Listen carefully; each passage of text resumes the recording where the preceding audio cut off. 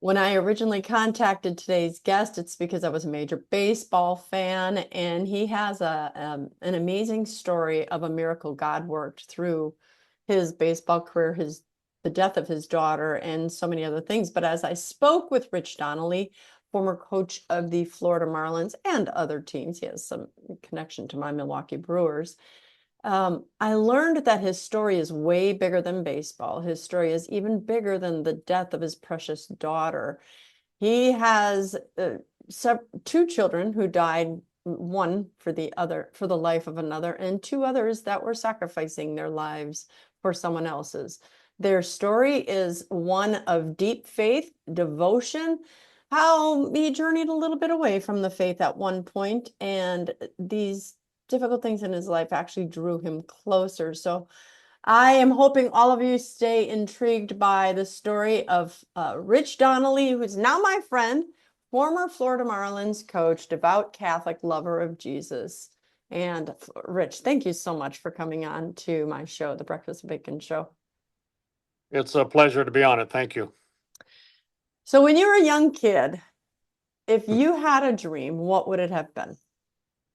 Well, uh, I was kind of a strange human being. God created a lot of people in this world, and I don't know, He must have created me on His off day Yeah. because I was different. My mom always told me that I was different from the first time I ever talked to her.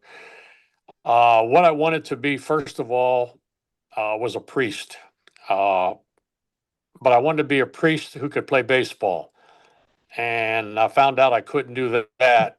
So in my early years, being raised in a predominantly Catholic town, Steubenville, Ohio, I went to cathedral grade school 8 years, and I became a server, uh, an altar boy. And I can't tell you how much I loved it. It was like my passion. I wanted to be a priest. I thought that serving mass on the altar was the greatest thing in the world. Mm. Of course, next to baseball, but pretty close to baseball, and I loved it. I went to mass every day from the time I was in, I don't know, third grade all the way almost till now. And I put on the cassock and surplice, and I served, and I wore white gloves, and I wore red slippers on the altar when I was a bishop server, and I just absolutely loved it. I said morning prayers, night prayers. I had a patron saint, of Saint Jude, who was, of course, the patron saint of hopeless causes, and that was right up my alley. And uh, I was at a point where I said my prayers every night, morning and night, and I tried to put correlation between winning a baseball game and praying to God that I do that, and found out that the other team prays too, so that doesn't work. So I veered my attention to pray to be safe and for everybody on the field to be safe and play, and win or loss, let it go at that. Uh, I When I was 14, I had a brother. His name was Romy. Went to Notre Dame, and he was a pitcher. He signed with the Kansas City Athletics, which is now the Oakland Athletics, and he was my idol when I was 14. When he was 28, that was the first time in my life I experienced anything bad. He had Hodgkin's disease, and he passed away at 28 years old. Wow. And he was my idol.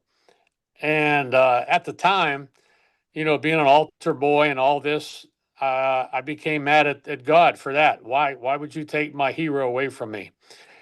And and then I caught myself, and then after I got out of high school, I went to Xavier University. And my best friend there was a guy named Danny Abramowitz, who a lot of people don't know, but maybe if you're a football fan, you might. Danny was like me. We went to church every day. We went to Xavier, went to church, mass every day, became very religious. And he ended up playing 16 years in the NFL. So here's two kids from Steubenville that one wanted to be a baseball player, one wanted to be a football player. And we both got to get to our dream. But through our dream, it was all done through our faith when we were little. And then both of us got away from our faith after we got out of college. And we got, like I say, in baseball, you're supposed to run the bases and stay in the baseline. Well, in my life, I got to first base, and on my way to second, I got out of the baseline and ended up somewhere in the outfield. And I always tell the story, I needed help to get back to where I was most happy. And where was that? Home. Home where? To your house? No, home in your mind, home in everything you do. My job in baseball was I was a third base coach, and what do? I wave players from home around the bases and get back at home, and that's the ultimate in baseball.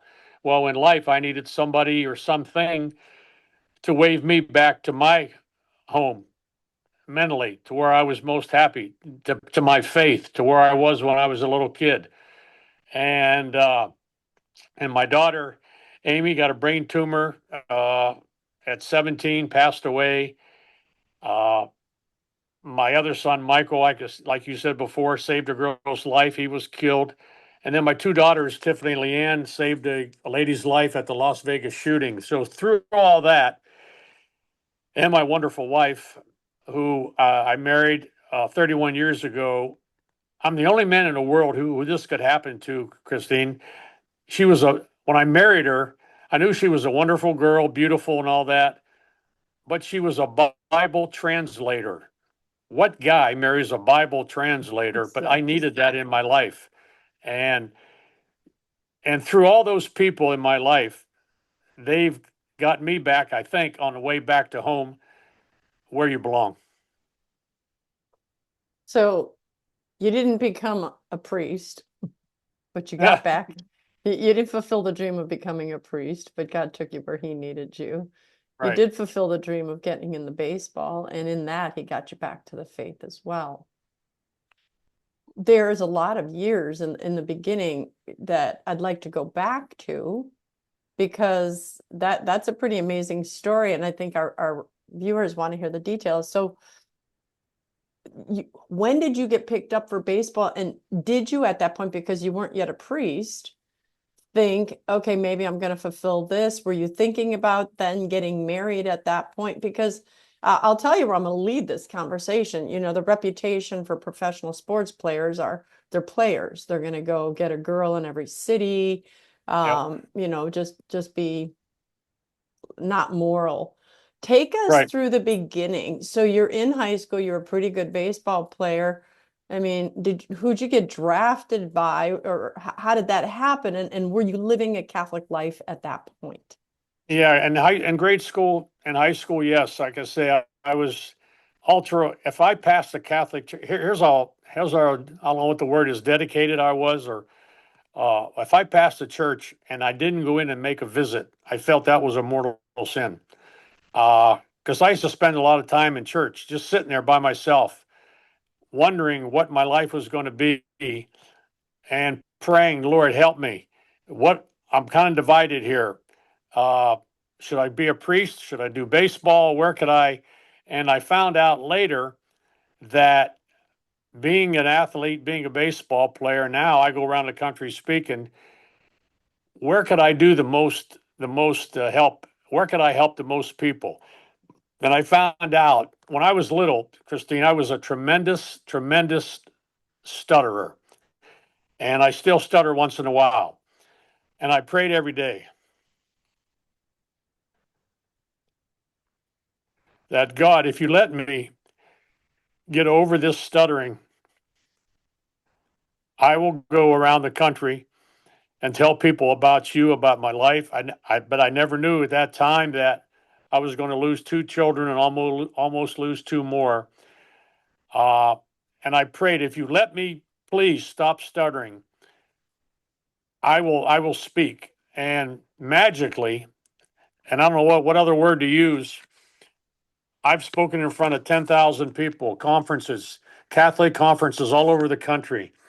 At Seton Hall University, at the University of Detroit, in front of 6,000 people, and I don't stutter. Uh, so my prayers in that part were answered, and I felt maybe I could do more for people uh, by going around the country and talking. Being a priest, giving a homily, helping out, I'm sure that would have been a lot. I would have probably reached a lot of people, but through baseball and through my speaking, I've been able to reach thousands of people who hopefully they get my message and it gives them hope. Because like I say, I was at the bottom of the barrel. I've been there. I found out in life that everybody has something. Everybody has problems, and Yeah. it's how you adjust to these problems, how you handle them, how you have. And if you don't have faith, boy, it's awful hard to get through them. And I found this out. I've met, like I said before, my kids, my wife, and so many other wonderful people have helped me. And like I say, I've always thought that going to church was the neatest place in the world. You can't get in trouble there. It's wonderful. It's peaceful. It's just you and God talking, and it's just a one. It's just I don't know. It's like there and a baseball field are the two places in my life where I feel the most comfortable. And I found this out crazy when I did my when I was an altar boy, I didn't stutter, and when I was on the baseball field, I didn't stutter. But put me in front of people when I was little, forget it. I was done. So all that put together, uh, I think I've rounded third. I've got a lot of third base coaches that help me. I'm not home yet, but I'm on my way. You're on your way. So how many years did you play in the majors? Not Well, I coach, never, play. yeah, I never played in the majors. I got to AAA, which is one step below, but I've coached over 52 years in baseball total and over 30 in the big league. So I've been blessed. I got to do my dream. And now I have a debt. I tell people in my speech all the time, I have a debt to the Lord for all He's given me. I have a debt which I can never repay fully, but I can repay it by going out and speaking to all these groups, conferences, wherever I go, and tell them my journey. And maybe it could help them along the way. So were you a leader then? So you're a baseball coach, you're not playing in the majors, but you're coaching people and your faith is very real to you. And I really do, and maybe it's a sensitive spot, but I really want to go to that. Were you living a godly life when you were involved in baseball as well? Or did you ever take a hiatus away? Or were you speaking, got rid of the stuttering problem right away?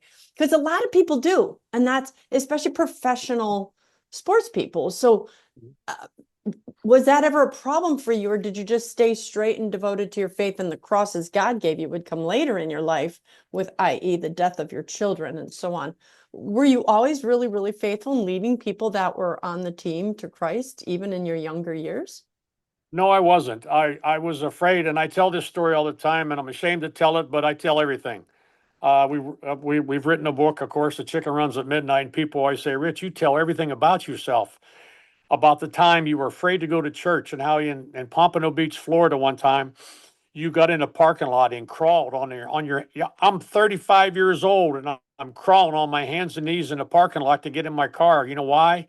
So nobody could see me going to church because I didn't think baseball players were religious. I thought they were just tough guys that chewed tobacco and church was not in the equation. I snuck to church. I was afraid to be a Catholic. I was afraid, and then I start seeing people who weren't afraid, who were good athletes, and they went to church and they had faith and they had God in their life. And I'm going, hey, maybe I could do this. Maybe, maybe maybe I don't have to hide to go to church. I was ashamed. And from where I was as a little kid to that point, it was awful. I laugh about it now that kid at 35 years old seems like my son now. Like was that really me? Yeah, I did that. I was ashamed to go to church. It's awful.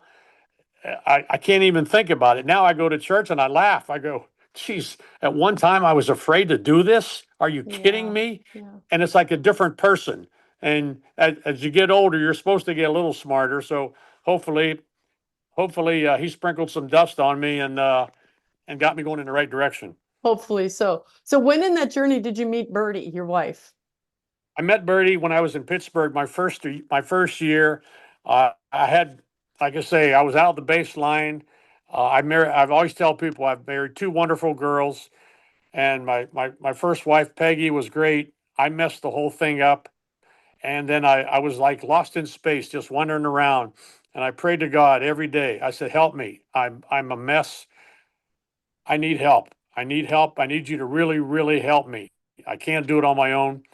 And magically, I met Roberta, and we've been married. I told her the first night I saw her, I didn't even kiss her. I said, "I'm going to marry you someday," and she looked at me like, "What? Are you out of your mind or what?" And then, well, I tell the story. We've been married happily 32 years, and she's a Bible translator. She's has so many translations up there and helps me out and tells me what the Bible's about, and she's been.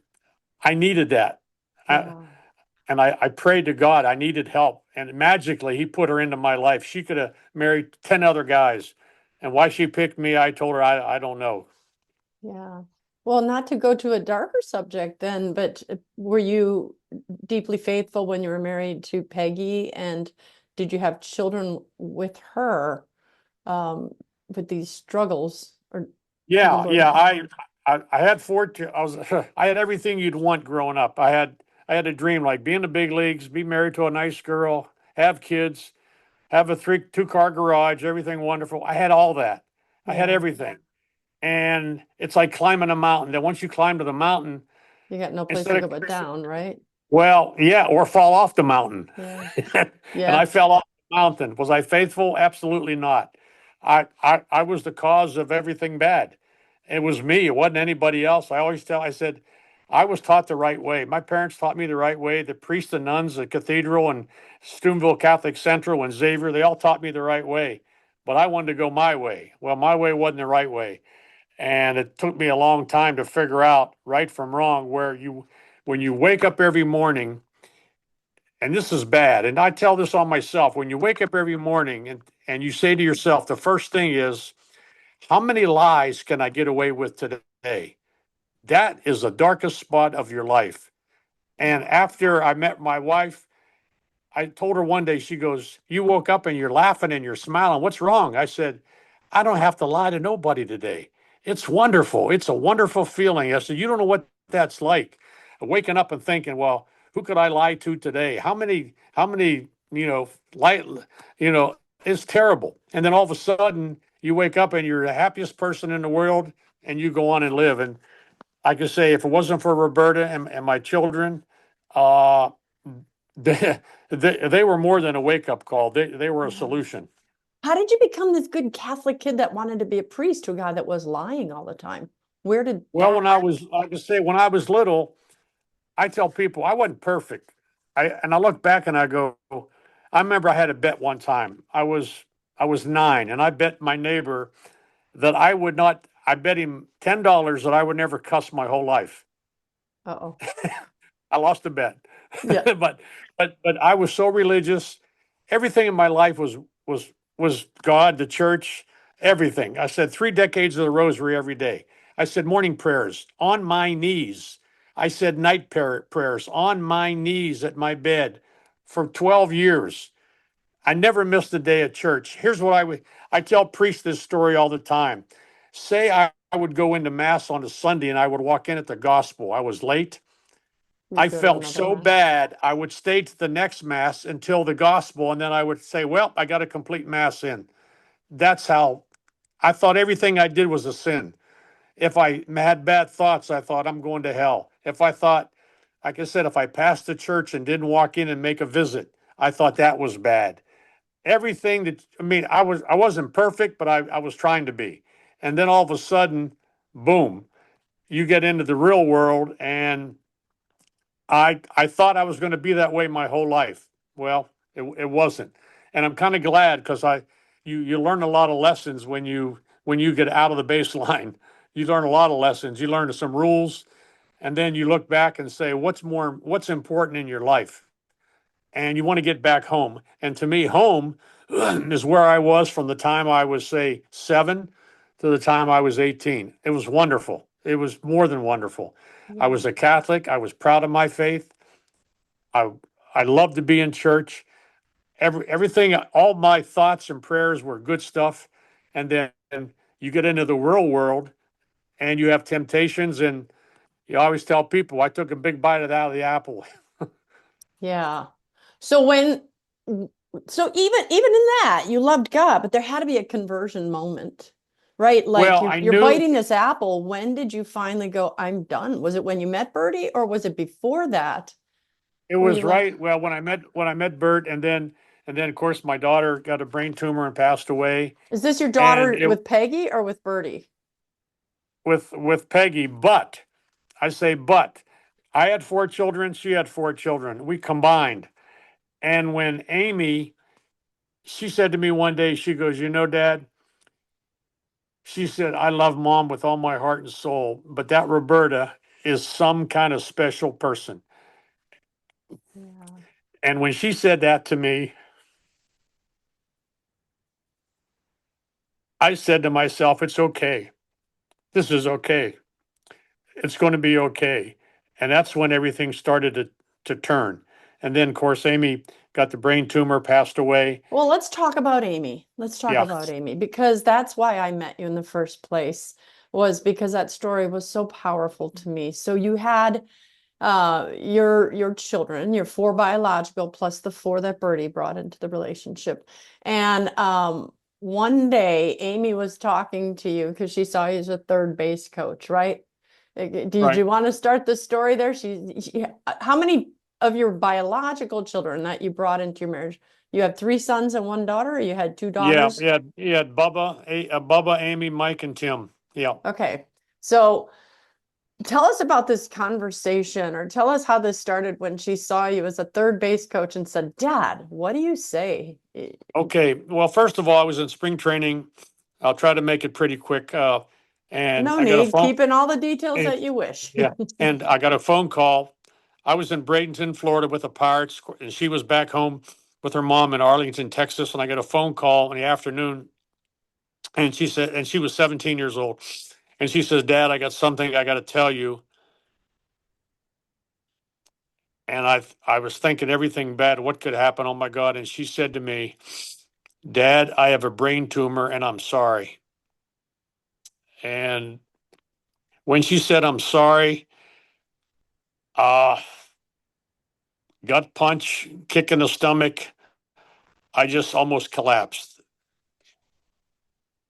Here she is, 17 years old, in the prime of her life, a senior in high school. She just found out she has a brain tumor and she's apologizing because she knows it'll make me feel bad. And 4 days later, I flew to Arlington. She had the surgery. The surgeon called Peggy and I in the room and told us that they couldn't get it all out. And the prognosis was she has probably 9 months to live. And I always remember I just ran out into the parking lot and I was screaming at God, why? Why not me? Why her? She didn't do nothing. And I was so mad. And in the days following, I spent a lot of time with Amy, and she was always worried about me. She said, Dad, everything's going to be okay. She said, you get back to Pittsburgh and you get those Pirates going and you win the pennant. And in all those times, I was a pretty egotistical person. And I always tell people this, and I do it in my speeches. I said, there's two kind of people in this world, those that are humble and those that are about to be. And You were about to I, be. I was about to be. And as she went on through this whole year of suffering, all she cared about was everybody else. And she didn't even know it, but she was teaching her dad how to think, how to be. And that started to get me.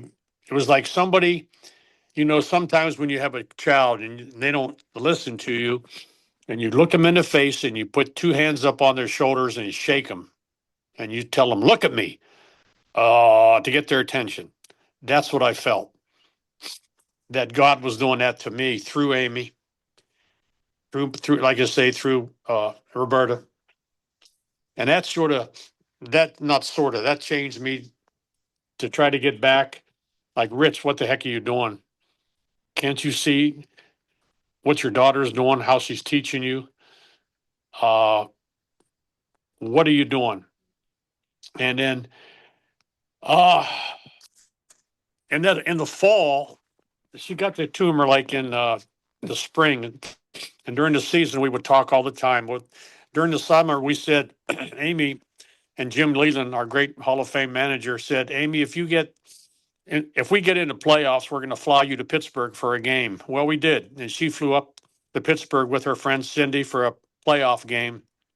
And when I coached third base, I put my I cupped my hands and I yelled to runner at second. Well, after the game, we're driving home that night back to the hotel because she has to get back for chemo in Arlington.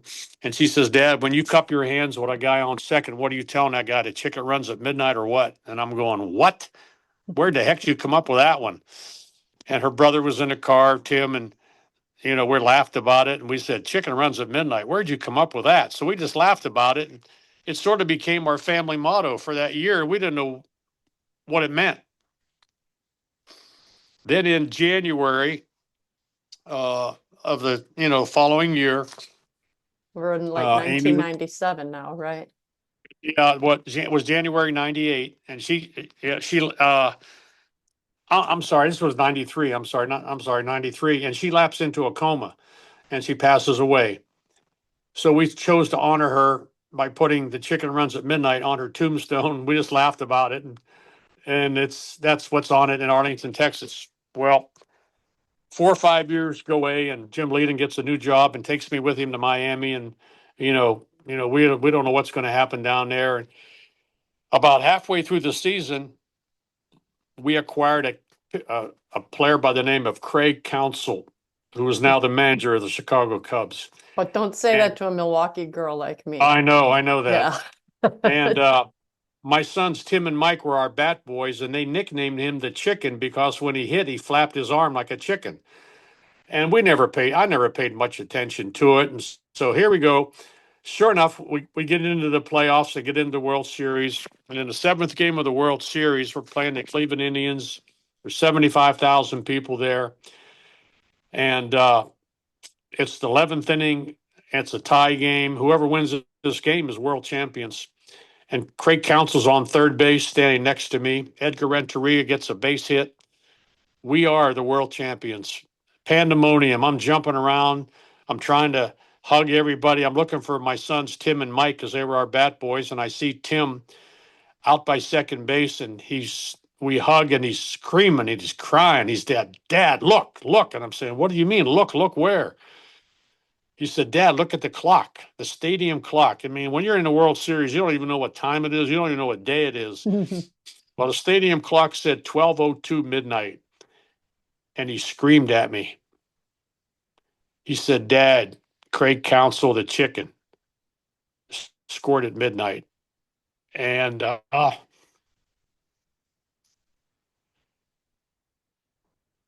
dropped to my knees. And the only thing I could think of, it's crazy how you think of stuff.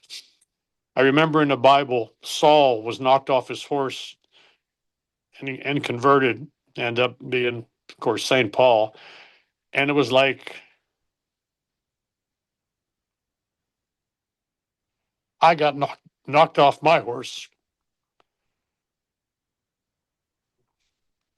And I just couldn't believe it. Something she said to me 5 years ago happened exactly how she said, because she wanted me to be a world champion. She wanted me to be in the World Series because she knew how much that meant to me. And from that point on, you asked me when I started. Well, that got me going real good. I said to myself, Rich, if you don't get it by now, you'll never get it. So when, like you said, that's been our story. And I made a promise to myself from then on. I said I could put my head in the sand and make everybody feel sorry for me, or I could go out, God, don't let me stutter, and go speak and tell all the people about Amy tell them about you, tell them about our faith, tell them about everything. And I made a promise to myself that I was going to do that. And so for the last, it's been 20 some years, that's what I do now. I go around the country speaking and telling the story and trying to give hope to everybody else. Everybody has a problem. I found out everybody, I don't care who you are. I don't care if you got $1 zillion, you got problems. If you got no money, you still got problems. And try to tell them what Amy did for me, how in the last year of her life, she showed me in 16, 17 years how to live. And in her last year, she showed me how to die. All she cared about was her family, me, everybody else. She didn't want nobody feel sorry for her. It's a miracle. It's a miracle story. The book is a miracle. It's supposed to, we're working on it being a movie. And then every time I go out and speak, it's another miracle that a stuttering kid who couldn't say one sentence out of a book in grade school is now speaking all over the country and hopefully reaching people. So that's the story of the chicken and the story of Amy. Which is such a beautiful story because it could only be by the hand of God. I mean, that is the most random thing someone could say. And that she said it, only the Lord knew that the chicken would run at midnight 5 years later. And had that happened, right after she died, you wouldn't have caught it 2 years later. It was 5 years where you had, do you ever Yeah. heal from grief? But whatever level of healing and clarity you could have gained, your sons were old enough, it touched them. You were able to mature in your own faith and in your own morality as a father and as a baseball leader. So all those things put you on this track. And like Moses, when God gave Moses the stutter, he knew he was going to call him to be a speaker. And so he said, yeah, you're still going to do it. And if I had taken the stutter away from you, you wouldn't be as effective. So it had to show, as you said, you're either humble or humbled, and the Lord humbled you. But then he's done great things with your life. And I think people would tend to go, oh my gosh, look at this guy. He's a World Series winning team. What a great life. But then you raised your children so well that years later, the pain wasn't going to stop. Your son, Mike, also gave up his life Yeah. for someone. Can Yeah. you tell that story as well? Yeah. What's funny, and I still have letters that I see Amy. Peggy sent me some letters, and it's funny that the closest kids in my family were Amy and Mike. And Mike, smart kid, but he was kind of troubled, always in trouble. And I found these letters that Amy wrote to him while she was in her year of chemo and knowing she's going to die. She's writing letters. We didn't have phones. We didn't have Twitter. We didn't have Facebook. Mm-hmm. She's writing letters to Michael, telling him what a wonderful kid he is, and we love you, and you're loved, and blah blah blah blah blah blah blah. And I just, oh my Lord. And in about 2018, and Mike was in trouble all the time. And, we're trying to help him and blah, blah, blah. And Amy's not around anymore. So everybody's trying to help him. And all of a sudden, one night I get a call from Tim. And it was at midnight. Of course, it had to be at midnight. And he goes, and he's crying. I said, what's the matter? He says, Mike died last night.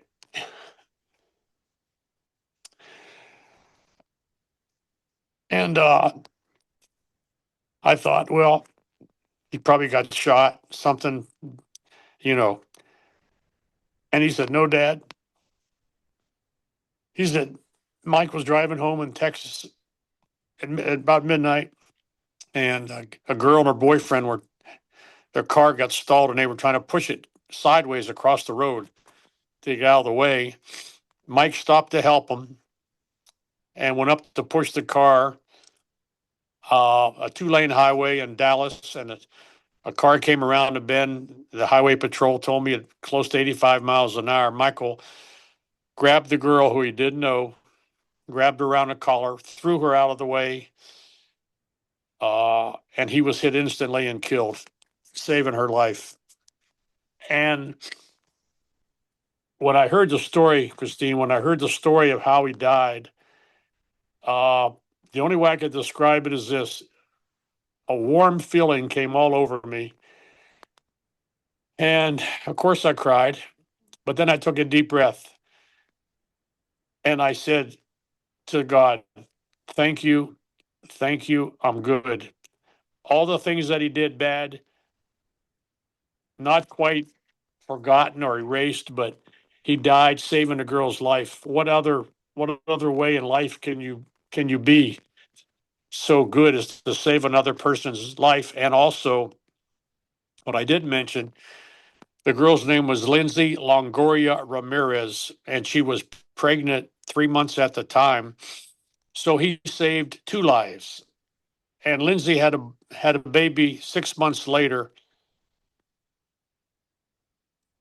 and named that baby Michael Longoria Ramirez. So you feel so small, you feel so insignificant in your life when something like this happens. Michael, who had given us all problems and whatever, in the end, he saved two people, two strangers. He saved their lives by giving his up. And it was like, I'm all good. I'm all good with his whole life. I'm all good with everything. Thank you, Lord. Thank you, Lord. Uh, again, sometimes you get taught by other people. I got taught by my children. And of course, the story of Amy, and then you throw Mike in there, and it's even made me more determined to be half the people that they were, because they were young, they were unbelievable for what they did in their short lives. So I said, if they can do that, and I also promised myself too, and I'm trying to do it every day, of not complaining about little things that mean nothing, whatever it is. And think all the little things in our life that we complain about: traffic, somebody cutting you off, you got a hangnail, you got the flu. And I laugh when people tell me, "Oh, it's terrible. I got a flat tire," and I'm going, "Really? That's what you're complaining about compared to Amy and Mike?" And I've learned in this life to handle anything, anything. And the God has given me the strength, and He still gives me the strength. I pray for it every day. I can say I owe a debt to Him for all He's given me. Yes, my children are gone, but the lessons they have taught me not Live only have on. helped me, they've helped me, but they help the people I talk to. Right. How old was Mike when he gave up his life? Mike was 40. He was 40. His you know, like I say, he had a tough, tough childhood. Got out of I mean, he was a smart kid, smartest kid in our family, most educated, uh, but went the wrong way. Yeah. But at the end, and at his funeral, Tim told me something. He said, "Dad, I didn't tell you this." He said, he said at Christmas, Mike was home. He was being good to Mom. He was changing his life, and he was turning things around.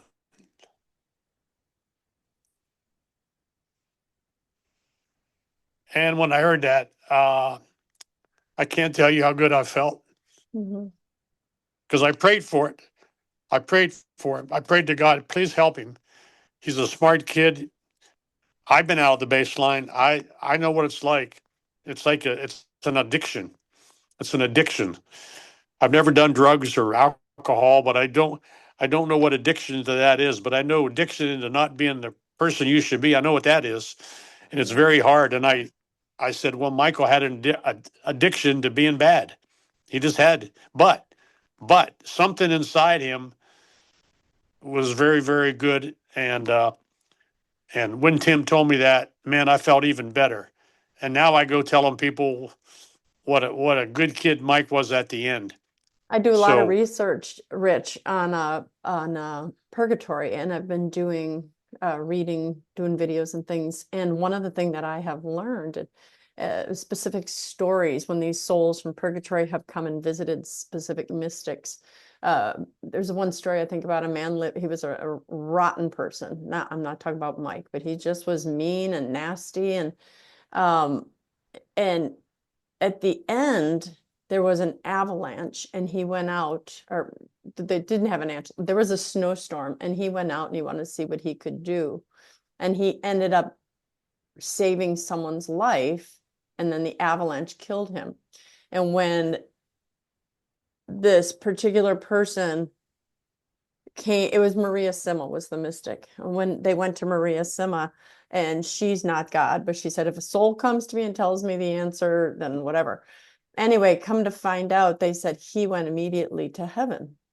He didn't spend time in purgatory. And it was because that one act of selfless giving of his life was the greatest thing he could have done. And it washed away the punishment of all his other sins. And so your Yep. son's story makes me think of that not only did he, die doing something good, that he very likely went straight to heaven. And that single act washed away any retribution for other things he may have done. Yeah, So now that's what he's there. that's what I felt. That's what I felt. I just said, I remember I was sitting right over here on the steps, and I just said, all good. It's okay. He's okay. He's in a good place. And that just, it more that warms my heart. I think I tell people, you never get over losing your children or something bad happens. You never get over it. You deal with it. And I say, you learn from it. And then you take what they taught you and spread it. That's what you do. That's what we do in this life. Because we all lose people we love. And I always said, the best way to honor them uh, is to tell other people about them, tell them their struggles. And through my talks, I found out a lot of people I have people call me all the time. I have a guy called me and told me he was going to commit suicide, and he read my book and decided not to. I said, whoa, Amy, thank you, Amy. I said, there you go. I have a priest, Father Alvarez in Florida, of the largest parish in Miami. He is fascinated. And when I say fascinated by Amy's story, he gives homilies on it on October 28th. That's when Amy died. I'm sorry, January 28th, every year. And he calls me 3 times a week. And he said, Amy, help me out with one of our problems. We needed construction. We didn't have no money. I said, Amy, help me out. 2 days later, somebody donated $1 million. So he said, Oh. he said, I talk to her every day. She's working, Rich. She's still working. And you know what that means to me? That is unbelievable. I just laugh at him. I say, are you sure? He goes, Amy's helped me out so many ways. This is a priest, Father Alvarez. He never even met her. He never met her. He just heard the story. And Father Alvarez, we just talked the other day. And he says, every time I need something, he says, I don't go to the Monsignor. I don't go to the bishop. I go to Amy. Amy will help me out. So, so it's still working. Yeah. It is still working. And the next part of the story actually has a happy ending, because it seems Amy's life, and probably Mike giving his life as well, caused a change in your family, such that two of your other daughters, Tiffany and Leanne, actually risked their own lives so that someone else could live. And they didn't know if they would live or die. Can you tell us that story? Because this Yeah. is how Amy's living on. And then it changed Mike, and then their death and their sacrifices. Hey, it never stops. Our family, wow. Like I tell people all the time, I tell them about Amy and I go, I ain't done yet. And then I tell them about Mike and they go, oh boy, that's too bad. Then I go, no, I'm not done yet. Tiffany, Leanne had lived, she lives here now, but she had lived in California, and she moved, and Tiffany lives in Florida. So every year, I didn't know this, they meet for 4 days in Vegas. They just do it. They just do it every year. And I didn't know it, so they had a big music festival there, a country music festival. I think it was 2018 or 19. And that's where the guy was at the Mandalay Bay, and he just randomly shot 20 or 30 people, killed him at the concert. Well, Tiffany and Leanne were standing there, and they heard pop, pop, pop. They thought it was something, a balloon on the stage. And the lady in front of him, who I've met and known for years now, Natalie Grummett from Los Angeles, she was shot in the face and went down. And I know what I would have done. I'd have ran. Tiffany and Leanne looked at her. Everybody else ran. They took off their blouse, put a tourniquet around her face to help stop the bleeding, laid on top of her for 15 minutes of shooting until the paramedics came and saved her life. And they never knew one. They never, after that, they never saw one another for about, oh, I don't know, 2 weeks later. Uh, Natalie got on Facebook and she said, I was at the concert in Vegas. There were two girls that laid on top of me and saved my life. Can you please help me to find those two girls? Miracle. Tiffany saw it. They connected with her. They've become dear friends with her.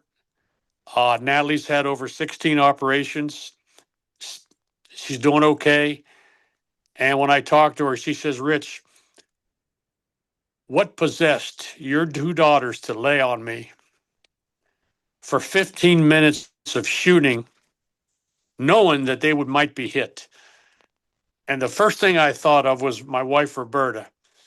I said, she instilled something in those two girls through faith that this was the right thing to do, not run. And Natalie kept saying, when they were laying on top of me, they kept screaming at me, I'm not leaving you. I'm not leaving you. And I see Leanne almost every other day, tiny little girl, and I look at her and I just shake my head of what she did and what Tiffany did. And like you say, you want to feel small, you want to feel insignificant. I think about what they did and what I have done that, and they were going to risk their lives to save a total stranger. Um, my kids, all my kids, have taught me more than I have ever taught them. It's supposed to be the other way around, but God says you're a goofball. Remember, you were born, you were a goofball when you were little when I created you. So I have to treat you differently. I have to go the other way around to get your attention. So he went that way to get mine, and it's working. How are you a better man today because of your children and their Absolutely. sacrifices? Yeah, absolutely. Absolutely. I'm not perfect. I still owe debt. That's why I go to church. I tell people I don't go to church for everybody to go, oh boy, he goes to church every day. No, the debt. I owe so much. I have to repay it.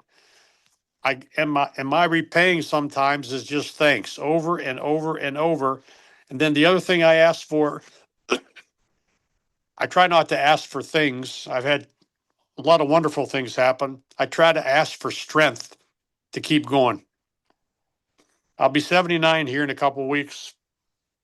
And I always tell people I've been on this earth for about 24,000 days. And hopefully, if I'm lucky, I'll have maybe 3 more thousand days. And here's what I ask for. I ask for the strength to be like my children for the remainder of those days, to be half of what my children were for those 3,000 days, if I make it 3,000 days. But every day, every day is a blessing. Every day I wake up now with that smile on my face. What could I do today? Is there anything I could do to help anybody else? If there's anything I could do that would emulate what my kids did, please put me in the position to do it and give me the strength to do it. Sometimes it's not easy. Sometimes you have to go out of the bed, you have to go, do something you don't want to do to help somebody else, and that's what I try to do. I try to, like, if I walk by somebody who maybe nobody talks to all day, a janitor or someone like that, I say hi to them. How you doing? Start talking to them. It makes their whole day. And I said, that's what my kids would have done. And there's enough things that happen in your life that you have an opportunity to do it. And so you have to take advantage of it. And that's what I hope to do. Fill in the blank. When I die, I will know my life is, I will know I have succeeded when. Well, I put it this way: if I can influence half the people that my kids did, and the other thing, and I'm from Steubenville, Ohio, home of Dean Martin, and they asked Dean Martin after he lost his son, by the way, in an airplane crash. They said, "Would you change anything in your life?" And he thought for a second. And what I'm going to say now is what he said. He paused, and I'm going to pause, and then I'm going to say this: I wouldn't change one thing.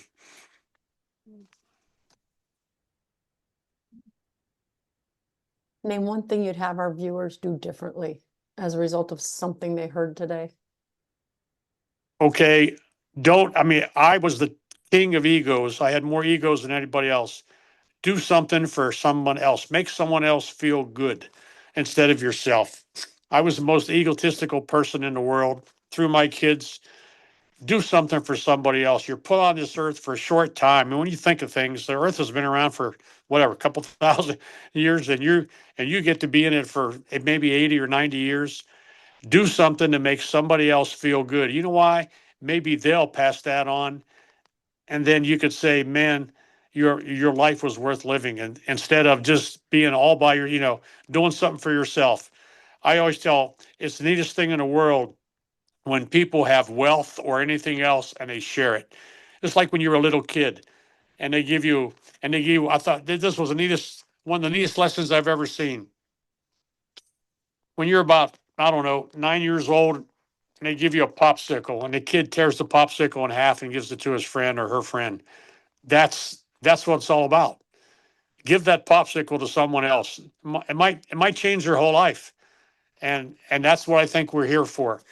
We're not here to do everything by ourselves. I always tell people in sports, when a team wins the World Series and they have a big dog pile at home or whatever, or if a team wins the Super Bowl, they jump on top of one another. You never see one person by himself jump on top of jumping on top of himself. Why? They share it. They share it. There's nothing better than sharing whatever it is, wealth, faith, something good. Share it with someone else, not to make you feel better, to make them feel better.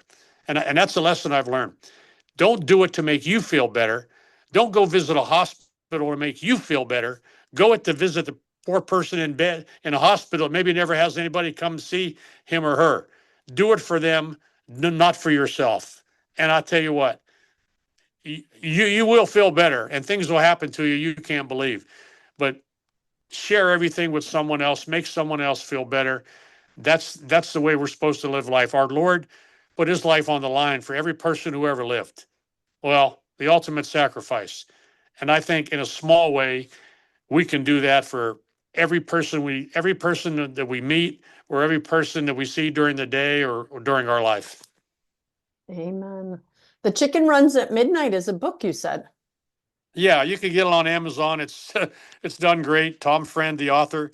It tells about me growing up here in Steubenville, Ohio, and everything we just talked about my journey from faith to no faith, to scared to be in a faith, to be embarrassed to be in a Catholic, to hopefully to get back to To get being a bold to get proclaimer of the faith with or without a stutter. yeah. So there'll be a link right here in the show notes so you guys can get your hands on that book as well. And there has been a documentary, the oh, I already am forgetting, Catholic. It was on EWTN. Yeah, I'm trying to think of Oh my what goodness. it was on Embarrassing. EWTN and there There's was a one link in the called show notes to the Catholic Heroes of the Faith, I believe is what yep, it's called. Heroes of the yep, Faith Catholic Edition. And I yep. have a link in the show notes Yeah, for you you can to find it on there. Then I can say everybody wants me to speak, they can get a hold of me. But I do it.